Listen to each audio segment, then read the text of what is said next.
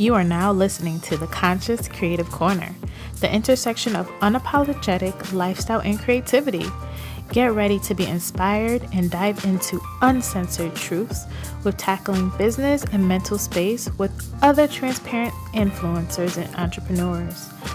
Let our conscious conversation normalize the chaos you may call life. Let's get consciously creative.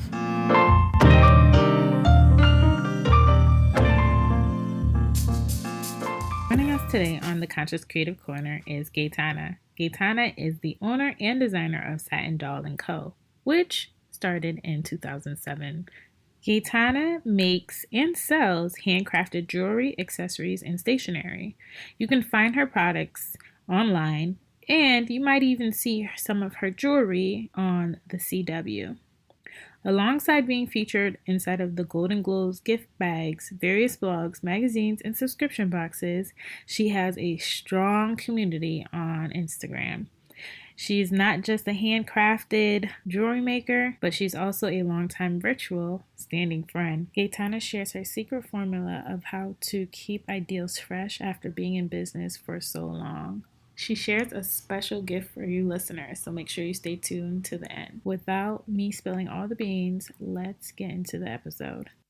Hey, Gaetana, thank you so much for coming to the Conscious Creative Corner. I'm so glad you're here. Thank you for having me. Oh my goodness, it's been a long time coming, right? Yep. All right, so just to set the atmosphere, I don't know if you've ever listened to any of my other episodes or if people listening now are new. I like to set the atmosphere to let people know that, we're like really chill and cool when it comes to our interviews. So I want you to tell the people listening what your favorite store is to go shopping if you want to just get something that looks really cute and you don't want to spend hours like roaming around. See, now, I'm a kind of person that likes, people would look at me and be like, oh, she got easy breezy, way of how she style her clothes. But it's so hard for me because I'm 5'2", I'm petite. So it's hard for me to find clothes. So the only place I can find clothes at most of the time is Forever 21. It used to be Charlotte Russe. Charlotte Russe used to be my jam. I think they closed like last year. You used to be able to buy jeans from them, shirts. You used to be able to get everything from them. That's the one store where I'm heartbroken at closed is Charlotte Russe. Because you can go in there and get everything that you would possibly need for an outfit and walk out happy. And for me, being so short, it's hard to find pants that, it's not too long, not too short, and then shirts that's not too voluminous on me. And then it makes it even worse that my boobs are huge. So it's hard to find tops that, excuse me, that, fits me right without making me look like, I'm trying to show off my boobs. Because a lot of times I try to hide them. But I don't know how you can hide them. I know the struggle. I know it. Listen, actually, it's so funny you said that, right? So Charlotte Russe, I used to go there all the time because they were the only place that used to take like student discounts, and I pretend to be a forever student, right? So I would always use, because I don't look very much different from what I used to look like when I was in like university, and so I would always use my my student discount there, and then they had a military discount too. And right before they were going out of not stock, whatever, closing down. I went and I actually got almost my whole entire outfit for my baby shower there, and I did not even spend over $30. So it was like a win-win, or it's a win-lose. But did they never check the date on when you started the account to now? No, they Clearly don't. They didn't. No, they don't. And I'm not gonna knock them for it because like I say, it was actually one of my good stores to go to. Forever 21, I feel like that's actually one of the stores I have to go into and then be prepared to shop forever. And for me, I like to just go in and like... But they fell off. Yeah. They fell off for a long time. Like, I can't even look at Forever 21. I think they're going into bankruptcy too. Oh, gosh. Yeah. So they might be out of business real soon too. But so now, listeners, that store's about to close out too, so I don't know. But if you can, and Forever 21 has like a major blowout, so go, because you might get some treasures in there. But all right, so I am so happy to have you simply because we have a very long-standing relationship. You know, it Yep. all started. It started with a pair of earrings, y'all. So I don't know what social media platform I was on. That's what I was trying to figure out when I was thinking back to. I'm like, was it Twitter? I'm trying to figure out how did we connect. I know you wanted the custom order. Mm-hmm. I remember. Yep, it had to be Twitter, right? Because I think I was going so heavy back then. It was probably yeah, it was Twitter. It was Twitter, and I don't know Twitter. Okay. I don't know how you popped up, but you had these Africa earrings. They were like hand painted, and I was like, "Oh, that's so cute." I wish you had some Jamaica earrings, and so I remember hitting you up, and I was just like, "Oh, can you do a custom order for me?" And you did not even hesitate. You was just like, "Yeah, sure." And then that's how our I think it's been 9 years, like a 9-year long friendship. And so, you know, I've seen you grow throughout the years, and I think at one point I was even like an ambassador for you. But for those of you who don't know, you know, can you just tell them a little bit about your history and how you got into your craft? Okay. I had no intentions of going into fashion at all. My whole idea was to go to medical school, become a pediatrician. When I can always draw. So when I was about, I think, 11, all of a sudden, I tell you, this is a God-given trait. I started drawing fashion figures with clothes on it and doing a flat layout, a front and back flat layout. So my aunts and her friends was like, "Oh, you're going to design my wedding dress." When I turned 15, when I was in high school, I had to be like a junior or a sophomore. And my sister came home, and she came home from college. She came home and she brought me like a easel, a whole bunch of art supplies. And she came to me, she said, "We're going to start looking at schools, and you're going to FIT." That she put her foot down. She said, "You're going to FIT." Applied to FIT twice, didn't get in. I was truly heartbroken. I was so heartbroken, I made myself sick for a whole week until my boss was like, "Yo, you got to come to work," not knowing that they had planned a party for me. Then my boss at the time, she's like, "Okay, you didn't get in. So this is what we're going to do." She took me in her office. We went on the computer. We found a trade school. There's a trade school. It was called Catherine Gibbs. It was across the street from Bryant Park. It's no longer around anymore because they lost their accreditation. That was a whole nother story. So then I ended up going to fashion school, graduated at the top of my class, and then I went into the fashion district, and I started working there for about, I think, 3 years. My sister went to college. My little sister, she went to college down in Florida. My grandmother was sick. So then I moved down to Florida too, because I was like, she was moving off campus. My father was like, he didn't want to pay for apartments, so he ended up buying a house. In 2007, June of 2007, I started my business 2 years earlier than I wanted to. My whole plan was to start my business when I was 25. I started at 23. My older sister was sending me these links from Etsy. I'm like, paying her no mind, whatever. Because I was already selling jewelry while I was in New York here. And my father's a veteran. So here in Brooklyn, well, in New York, they let the veterans like set up tables. You know, the vendors inside New York, majority of them is veterans. The ones that you don't see, that's not veterans, they're mostly like Africans and they go get their license. But the veterans, all they have to do is apply through the Veteran Administration and all of that so they can get their license to sell outside. So my father was like, make some earrings and we'll create a board for you and you sell your earrings. I was selling them for 1 for $3, 2 for $5. People was like, oh my God, I was selling them mad fast. So then when I moved down to Florida, my father said, he said, leave some earrings here with me and I'll sell them and I'll send you the money. I was like, okay, whatever. Gave him the earrings. And then while I was in Florida, my grandmother had passed and we was waiting for the closing for our house. And then my mom was like, oh, you know, you should go find a job or whatever. I was like, nah.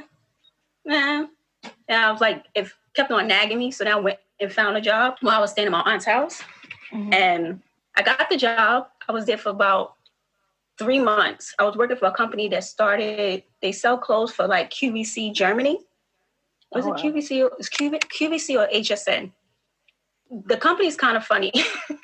But anyway, I ended up starting the company while I was working. And God told me, now was the time. So I took my first paycheck. I paid off whatever bills I had to pay that I had left over in New York. I paid those off. And I invested in my my sales tax ID and my LLC. So I started on Etsy. And I've been around for 13 years, I think. I think it's 13 years. It'll be 14 in June. I got off of Etsy because Etsy got their own issues. I've always had my own website while having Etsy. So now when I left Etsy, I just transitioned everything over to my own website. And I make handcrafted jewelry, accessories, and now stationery. Now that was a whole bucket of worms right there. Because my sister's like, they see all this stuff that I'm like buying online for my planner. And my younger sister's like, you can make that yourself. I'm like, nobody's going to buy my drawings. What are you talking about? She's like, do it. So I went ahead and do it. The first round, it was like, it just sat there. Nobody didn't purchase it. I swapped it. And everybody was like, the customer was actually telling me, you need to do this. So I went back to the drawing board, came up with a whole different eye concept. So now I have die cuts, I have planner accessories, and I have stickers. So I keep on branching out. You've expanded so much. Oh my gosh. Oh my goodness. And you know what? You were actually probably the only person I knew back then that had an Etsy. I was just like, what is this? But then I was like, oh, this is cool. It's a platform that people can sell their things on. And I know you were doing well then. And then I didn't even know you always had a website like for yourself. So it's cool how that website kind of funneled into your personal website or your own like business website. And because you're expanding, like where do you get this inspiration from? Like, where does all of this come from? Well, back when I used to design clothes, it used to come from like looking at magazines and, living here in New York City, you used to see all this fashion around you. But now that I'm no longer in the fashion industry, and you could barely even find a magazine here in New York anymore because they're cutting publications left and right. Now I just get it from like everyday life. You see people like New York is like, it's so eclectic. You see all different type of races, speaking all different type of languages, and they have their own unique style. And that's including with the music and food. So you got to pull it from everyday life. That's basically where it comes from, everyday life. Yeah. And so so just for clarification, so you're living in New York now, so you're no longer in Florida? Yep. I left Florida about, I left 2010. I moved back.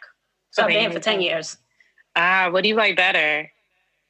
I will always say Florida. You get the nice weather 24/7. You don't have to deal with people on an everyday basis. Well, see, you can be in your own bubble. You can be in your own little bubble. You can deal with people when you have to deal with them. But in New York, it's so compact with people that you have to like brush. You have to be around people all the time. You can go to the grocery store, you mind your own business, and then somebody in the line start having a point blank conversation with you. And you're like, I do not want to have a conversation today. Why are you talking to me? It's kind of congested, but you either have that or you're made for that lifestyle or you're not. And I'm not. Honestly, I'm like, I don't know what you call it, but I'm more so like introverted and extroverted at the same time. But when I'm ready to have my space, I'm gonna need you to be like 6 feet away. Just like how they need, like how it is now. I need that sometimes all the time. Like I need my space. So, you're coming up now and you're expanding, you're doing all these things. If you're looking back and you're thinking about who you were when you were 18, okay? And you're probably, I think you graduate like when you're 18, 17 here, right? 17. Right. 17. Yeah, okay. I was 17 because my birthday is at the end of the year. Yeah, so it depends. So when you're looking and you're thinking, okay, you left high school, and now you're looking at yourself now. So I want you to put yourself into Gaetana's 18-year-old self. What do you think your 18-year-old self would have said to yourself now? Usually it's the other way around, right? But what do you think she would have said now? Like, why I can't wait to get where you're at. Really? When I was 18, I graduated when I was 17. And because I didn't get into FIT, I had to wait to apply because I applied to FIT again and I didn't get in. And then I applied to the trade school. So I took a year off, and in that year I was partying. I was working and I was partying. Yeah. I was working and I was partying. I wasn't thinking about like, okay, this is my little break until, school start, wherever school I get into. I was just like working and I was playing. And I would have like, yo, I'm going to be there. I'm going to be there.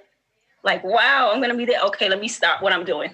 Let me stop what I'm doing. Let me hold on to my money. Because when I think about how much money I wasted between buying clothes, buying drinks, partying, hanging out with my friends, that was a lot of money. And I was making good money back when I was 18 because I was working for the Board of Education.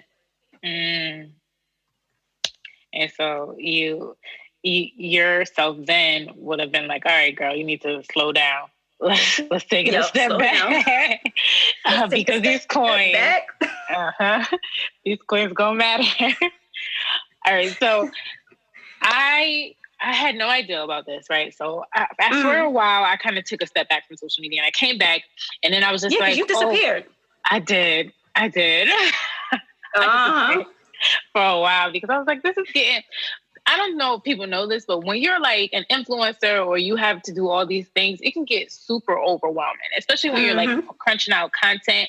It's different when you're crunching out like pieces, like physical things, right? Where you can take a step back from people.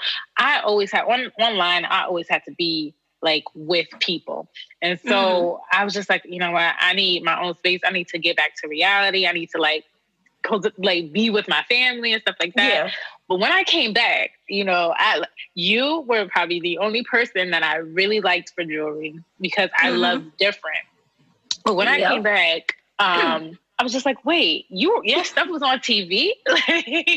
You fell off. Yeah, you didn't know about that. It was on the CW. Like, I was with a group called the Artisan Group for like, I think maybe 2 years. You pay a subscription. It's like $40 for every, like, she has a publicist for the group. I think the publicist is probably in LA somewhere. They have a publicist that has for all these like TV shows, all these new TV shows, all the current TV shows, the Global Globes, all these different type of award shows. You could get your products inside the bags, or you can get your products on the TV shows. And it's no guarantee though, because you don't know what the stylist might say. Okay, I have this criteria.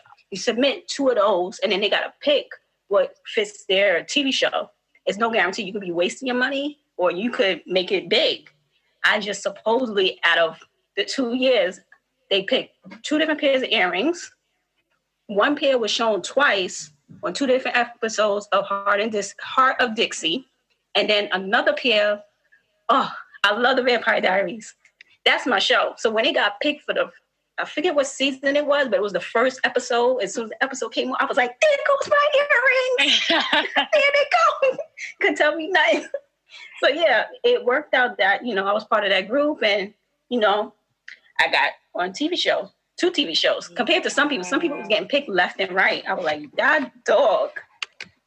Wow. But that's still an accomplishment, right? Like, I can't even describe what it feel like to see, you know, your stuff on TV. It will be in you, and seeing my stuff on TV, I feel like I would have cried. Like, I don't know. It's prime time. It's not like, you know, one of those, it's not like an infomercial, right? So infomercials, people kind of slide by. When you're thinking about television, you know that TV series has a viewership, you know?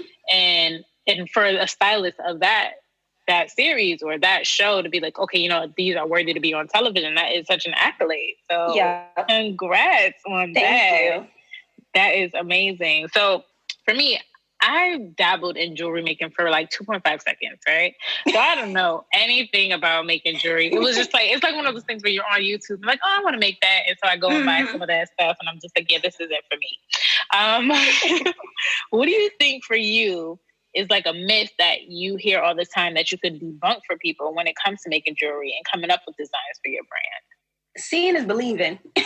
Let them try it themselves and see if it's something that they love to pick up. I even had my aunt, when I first started selling jewelry, she came over and she's like, oh my God, you sell jewelry? I want to do that too. I was like, okay, you want to do that too? Okay. She started asking me all these questions, like, what do you do? What do you need? What do you do? So I got the book. Like, I literally bought this jewelry book when I first said I wanted to make jewelry. I bought this book. I looked at it. I saw what I needed and didn't look at nothing else in the book. God honest truth. All I needed to know was I needed these pliers. I needed this. I needed that. I needed that. And I got to use this technique to close the air wire, to close off the earring. I'm good. I can figure it all out and rest out myself. So I showed her the book. I said, okay, this is what you need. And this is what you got to do if you want to make earrings. I ain't heard nothing else about it. Apparently, I guess it was too difficult. You just got to let people go ahead and do it themselves. Right. You want to do it, go ahead. Because I've heard a lot of people say they come up to the table like years ago when I first started, when I was selling at my father's table. I get a lot of people like, oh my God, I could do that. Oh, my aunt sells jewelry. I just look at them like, okay.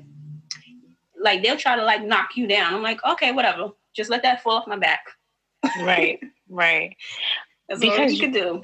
Is a lot of people, and I say that, I think I talked about this in one of my other episodes. It's like, yeah, we all have gifts, we all have skills, and you can be good at something, but just because you're good at something, it doesn't necessarily mean that you need to be doing it. Or you could think you're good at something, try it, and then realize that you're not good at it. So I think everybody has their own place in the world for something, right? And like I said, for me, 2.5 seconds, I really meant 2.5 seconds. I think I made like a choker, and I was like, this took way too long. And then I was just like, nope, bye. I'll stick to, purchasing jewelry myself. Like, I knew that just wasn't my lane. And so I think it's important for people to know, like, okay, well, yeah, your aunt does this, or yeah, you could do it yourself, but are you going to do it, Yeah. And so I think it's really important what you said is just making sure that, let them try it themselves and then see. So let them see if they want to put the investment too. Because beads aren't cheap. The good beads aren't cheap. So if you're willing to put your money where your mouth is, go ahead and try. It's not going to hurt anybody. You can go ahead and try it. It might be something you actually like, or you might actually hate doing it. Like me. Hey, you tried. I did. And you know what, though? I knew I didn't want to be any jewelry designer, but I just really loved the choker I saw. And I was just like, oh, well, let me see if I can make it. And I made it. But, yeah, that stuff is still sitting in the old box. So. Oh, Lord. So you've been in business for 13 years. That's a long time. Some people don't even make it past the 2-year mark. Actually, most businesses flop after 5 years. But for you, you've done it for 13 years. You feel like in the 13 years, have you ever felt stunted in your creativity at all? No, not at all. Because I'm a creative person. I started drawing when I was 4 years old. I think I was 4. It could have been younger. I've always loved crafts. I've always, excuse me, I've always loved the arts. So if I get bored, the first thing I go to is either drawing, I'm coloring, I'm doing something creative. So if anything, I get frustrated. If I can't do something, I'll like toss it to the side and it'll sit there for a while until I'm like, okay, let me pick that up and get that done. So it's not sitting over there in the corner, taking up air and space, if anything. But no, not really. That's good. Because, girl, I get stunted all the time. But I feel like I'm kind of like you. For me, I will move on to something else that's creative. So, like, I put it aside and I'll go on and do something else. So, like, for me, my go-to is usually, like, making videos or, like, films or short films and stuff like that, or photography. If I'm feeling like, if I'm working on something else and I'm feeling super studied. So, like, I usually flip-flop between writing and then film. So... I get it. That's kind of cool, though. When's your book coming out? Girl. I'm in the middle of one. Not a lot of people know that. So y'all heard it here first. I'll be waiting. But yeah, it's going to take a while. I feel like, and if anything, most things take a while. Like great things take a while. So... I'm taking it one step at a time. So speaking of a sneak peek, do you have anything that you can share with us that is coming down the pipeline or anything that we need to be on the lookout for? Because I know I dropped some new earrings, not yesterday. I think it was Friday. Wait, what today? This quarantine got me screwed up. What's today? Is today Monday? You're right, girl. I don't even know. I think it's Monday. I think I dropped some earrings Friday. I put half of them up, and after I do this with you, I'll put up the rest. Excuse me. And then tomorrow, new stickers are coming. Some will be dropped tomorrow, which is for $2 Tuesday. And periodically, I think next week too, probably 2 or 3 new sticker sheets to be dropping too.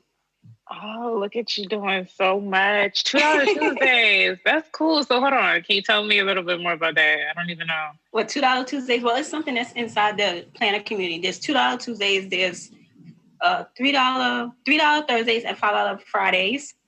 I opted. I was gonna put out new releases. First, I wasn't, and I was like, you know what? With the quarantine going, let's do the new releases of new stickers and die cuts and stuff. And then my sister caught me while I was doing work last week, and she's like, "What are you doing?"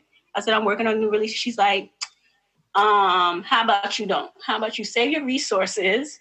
Because we all know ordering stuff, it comes like May, literally. Yeah. May. I gotta reserve my ink.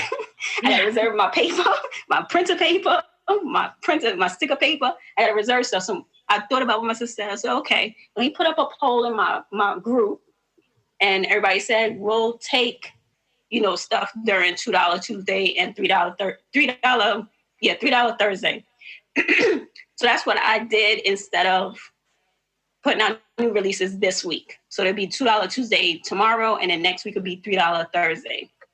That's kind of cool. Okay. And so this is just like for the community that like you said planner community. Is this something like on Facebook or? No. You know how there's like a jury community and there's like a planner community. Yeah, sure. Like that. Okay. Got you. That's cool. Okay. All right. So my last question to you would be, before you start working on a piece, like anything with your planner or your jewelry, do you have like a routine or a creative process? Like, what does that look like for you? Well, what I've normally been doing when it comes to stickers and stuff, I go on Pinterest. Literally, I go on Pinterest or I go on Shutterstock. I think that's what it's called. And I go up in there and I type whatever that's in my head. Like, say I want something like a cooking person. So I'll go on Pinterest or Shutterstock and I'll put in cooking, fashion, illustration or something. And I'll find inspiration to create my final product. And then from there, I would take the inspiration, draw it out in my notebook, line it out, and then I would scan it into the computer, do all the coloring and all the workings of that on the computer, and then print it to be stickers or die cuts and stuff. But when it comes to jewelry and stuff, I just pull out all my beads. I did that the other day, I think like Thursday. I pulled everything out, all the beads. I had everything laid out. And I just sit there and I look at it. And whatever catches my eye, that's what gets put together. Okay. That's kind of cool.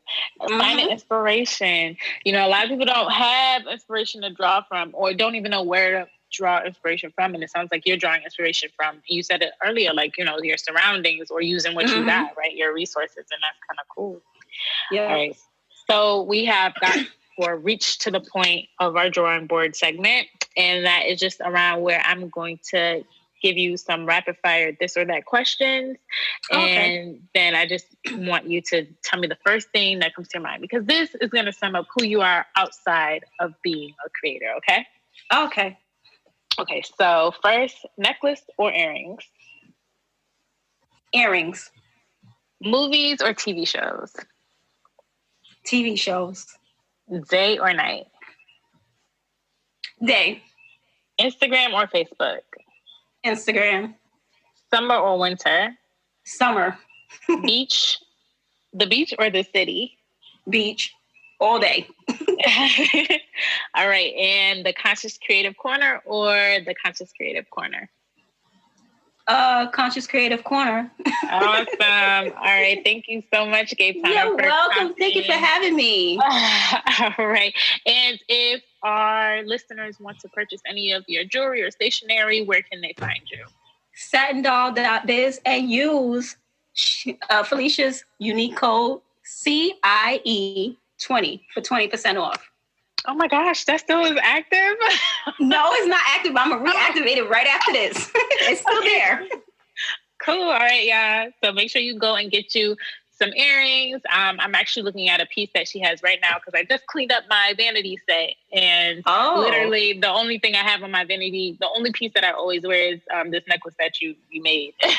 I remember that one. That one was a pretty one. It's saying right here. It's the only thing I put on if I want to look unbummish nowadays.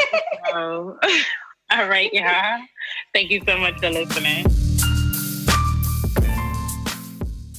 Hey creatives, thanks for listening to the Conscious Creative Corner. If you like the show, be sure to rate, subscribe, and review on Apple Podcasts. It helps other creatives find ways to listen to our uncensored truths. Be sure to check me out on Instagram to let me know how you enjoyed the show. You can find me at Nearly Sia or Achieve Her Perfection.